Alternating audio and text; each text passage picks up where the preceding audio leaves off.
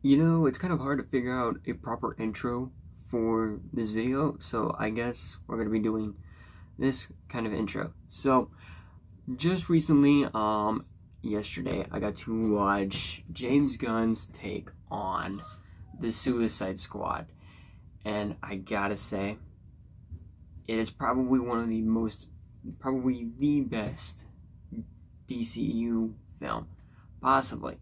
I still like 2013's Man of Steel. I still like 2017's Wonder Woman. Haven't seen Zack Snyder's Justice League, so as of right now, this is for me the third best DCU film. So, if you guys are interested in watching this movie, I will be doing a non-spoiler section and a spoiler section. For the ones who haven't seen it, watch the non-spoilers section, and for the ones who don't really care about spoilers or have seen the movie, just watch the entire thing if you want. So, anyhow, if you guys happen to enjoy this video, make sure to check out my channel, and if you enjoy the content that I have on my channel, make sure to subscribe to the channel, and don't forget to leave a like on this video if you happen to enjoy it. So, with that being said, let's get started. Alright, so terms of non-spoilers, what can I give you guys in terms of non-spoiling it, whether it's details about the movie and some things that I liked about it. Is it much better than the first Suicide Squad from 2016? Much better. This movie is everything that the first Suicide Squad movie should have been. If Warner Bros. Didn't interfere, it probably would have been darn close to what we have in this movie. What about the audience and the critics? This is the second most highest grossing fan favorite DCEU film under Wonder Woman from 2017. This movie on Rotten Tomatoes has a 98% in Rotten Tomatoes in terms of critics, and an 85 on the audience score, which that's the current one. I don't know if it's changed, but if it did, I will pop it up on the screen. If not, then it's not going to show. Is there any previous characters? Is there any connection to past films?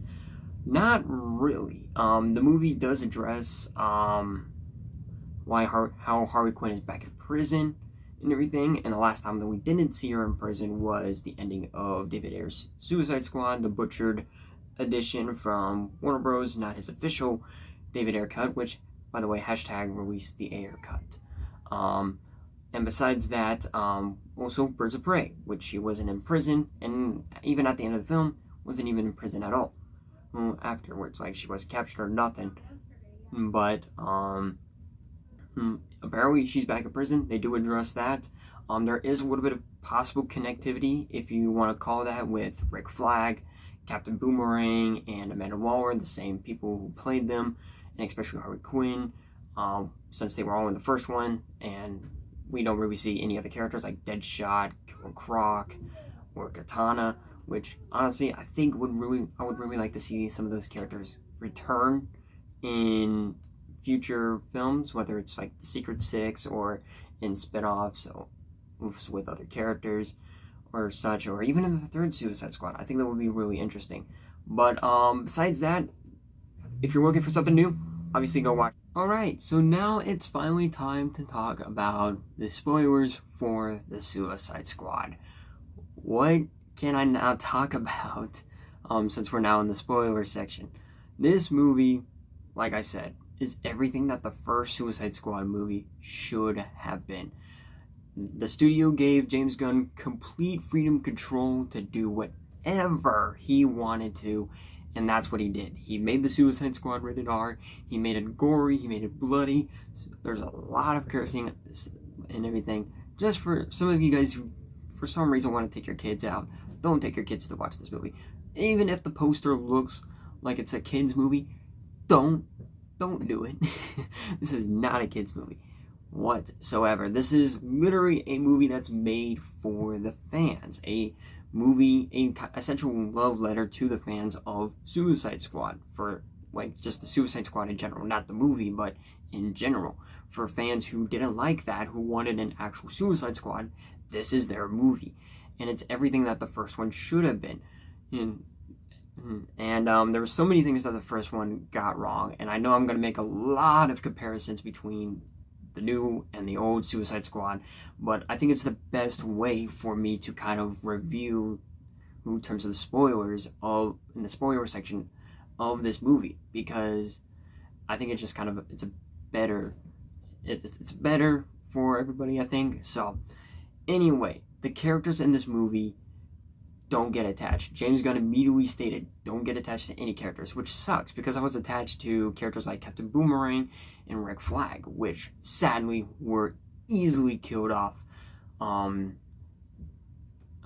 Rick Flag lasted longer than Captain Boomerang, all because Mongola, who's the daughter of Mongol, who's a Superman villain, ends up killing basically Captain Boomerang by accident, because she's like, I'm gonna jump on this helicopter, kills a few people, but ends up killing herself along with Captain Boomerang, which really did suck. But the first few minutes of this movie, I would say it's like the first 10, possibly 15 minutes of the movie, is the best opening for this film.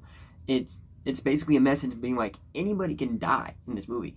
And I really like how the fact that James Gunn didn't choose like huge IP characters like Deadshot, Katana, and other characters like Man-Bat, which I think would be a cool introduction for the character in the Suicide Squad sense. Oh no, for the third one, since he is a Suicide Squad character. Or even like Deadshot. I would like to see him come back in the third one. But we also got Bloodsport, who's basically Deadshot, but he's like a mixture between Deadshot and Deathstroke, which, if you're wondering if he's actually a character, he is. Literally a chunk of these characters I didn't even know existed, besides Mongol, out of the obscured cast, and the Thinker, because of the CW Flash series. Mongol, just because I think she was in some animated film or series that featured the Justice League. I don't remember, but I do recognize her. But all these other characters don't get attached, and it sucks to not get attached. But the fact that James Gunn chose characters that aren't huge IPs just opens the floor to anybody dying. Like characters like Polka Dot Man. No one knows who the heck that is. Huge comic book fans don't even know who that is. I've actually talked to a bunch of comic book fans. They didn't even know some of these characters existed. Like Peacemaker. Like, he's an obscured character. Ratcatcher. Especially Ratcatcher 2. An obscured character. Like Blackguard. Obscured character, but he's from the Booster Gold villain, character with his villain, which is interesting. But it just opens the groundwork to so many potential characters dying, unlike the first Suicide Squad, where characters like Splintnock was the only one who died. Like, no one really knew who that was, so they can kill him off.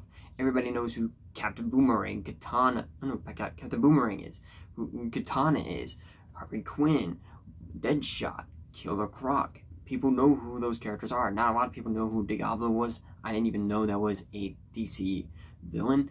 Rick Flag, I didn't even know that was a character. Enchantress, I believe she's a Wonder Woman villain, which honestly I'm surprised we haven't seen her in the Wonder Woman franchise yet, which I think could be possible for Wonder Woman 3. Maybe if they did Wonder Woman 4, I think that would be pretty cool. But otherwise, like, those characters, you can't really kill off because people know them. Unlike these characters, you can in the new Suicide Squad, you could just kill off whoever and everything. And I think that works so great with this movie. But besides that, I think one of the best things about this movie compared to the first one is character development. You actually care for these characters, unlike the first one. And I don't know if it was because of the way that the film was chopped up and tossed in a trash bag and was burned by a furnace, brought back out to be turned into a weird monstrosity like a toy from the first Toy Story that Sid made, honestly. Or it was just because of the fact that the writing was just so bad. And obviously the writing wasn't great, but it did pretty good for the first Suicide Squad, but it just didn't do well in terms of character development. But according to David Ayer, there was character development. There was character arcs in these movies, and especially like this movie that had character arcs and development. And for example, Bloodsport, who has a thing with rats. Turns out his father put him in a cage. If he didn't succeed in something, if he didn't go through with something, his father would put him in a cage with hungry, starving rats. And so Bloodsport has a thing with rats. He has a phobia with rats. And at the very end of the film, he lets thousands of rats crawl over him. And to be fair, he has nowhere really to go. But not only that, he ends up petting Ratcatcher's companion or something.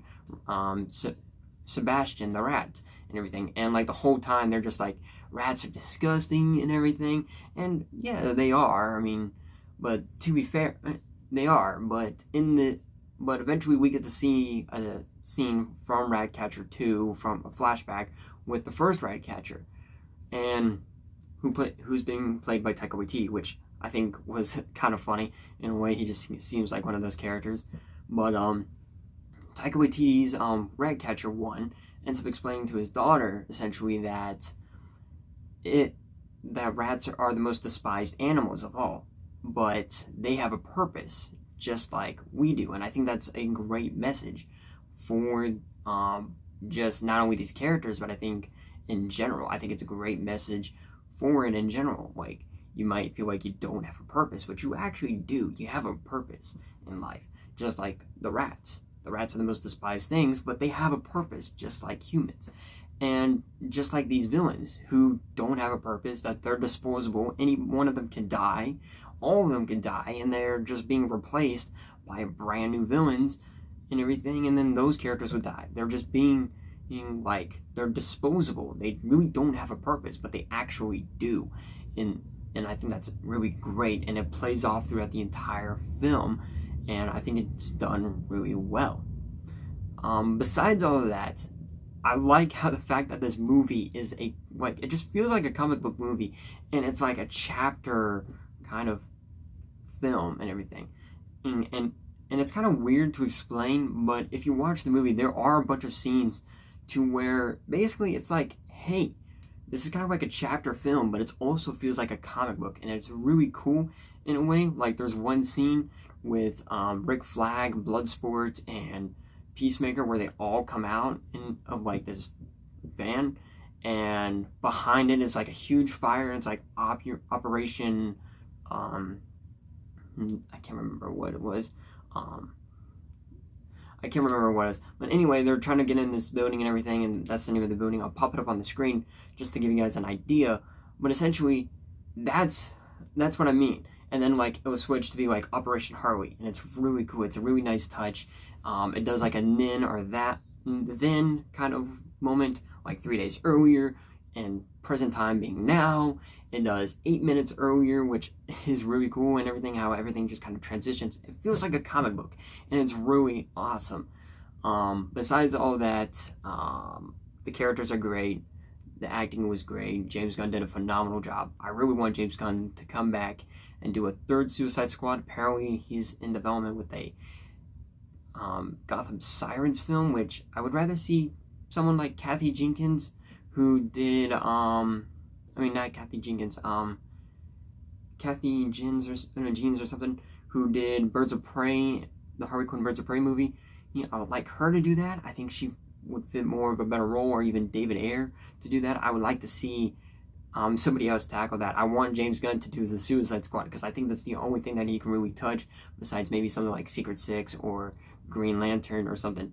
But anyway, that is pretty much it. What do I give the 2021's The Suicide Squad, directed by and written by James Gunn?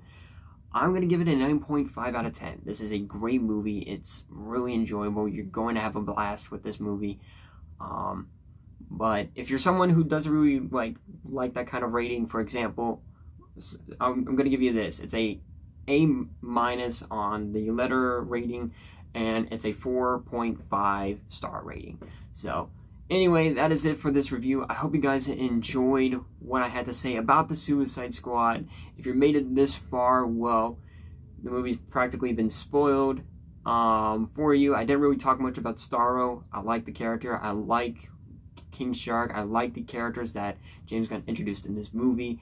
But in that being said, that's all I got for you guys for this review. I'll see you all next time. Peace out.